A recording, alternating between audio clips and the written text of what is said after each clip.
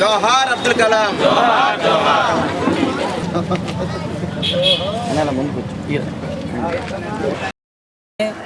మరి 17వ వార్డు పెద్దజాలపేట ప్రాంతం, అలాగే 17వ వార్డు ఇతర ప్రాంతాల్లోని రెండో విడతగా 65 చెక్కులు. ఎందుకంటే ప్రభుత్వం వారు పేదవారికి, మధ్యతరగతి కుటుంబాలకి ఇల్లులు కోల్పోయిన కమలపాకలు రేకుల చెట్లు పడిపోయిన వాళ్ళకి 5,000 రూపాయల చొప్పున మరి 65 చెక్కులు ఈరోజు పంపిణీ చేయడం జరిగింది.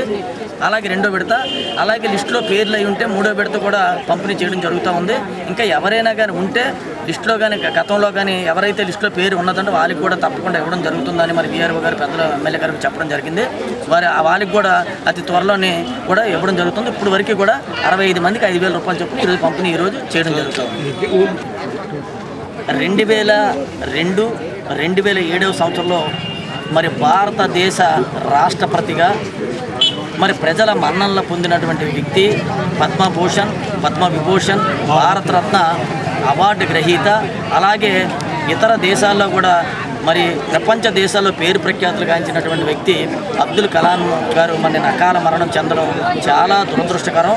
భారత ప్రజల ప్రతి ఒక్కరికి కూడా తీరనైనటువంటి లోటు. ఆ మహానుభావుడికి మరి ఈరోజు మరి 7-17 వార్డు గ్రామ ప్రజలందరూ కూడా మరి తూర్పు నియోజకవర్గం తరఫున ఘనమైనటువంటి నివాళులు అర్పించడం జరిగింది.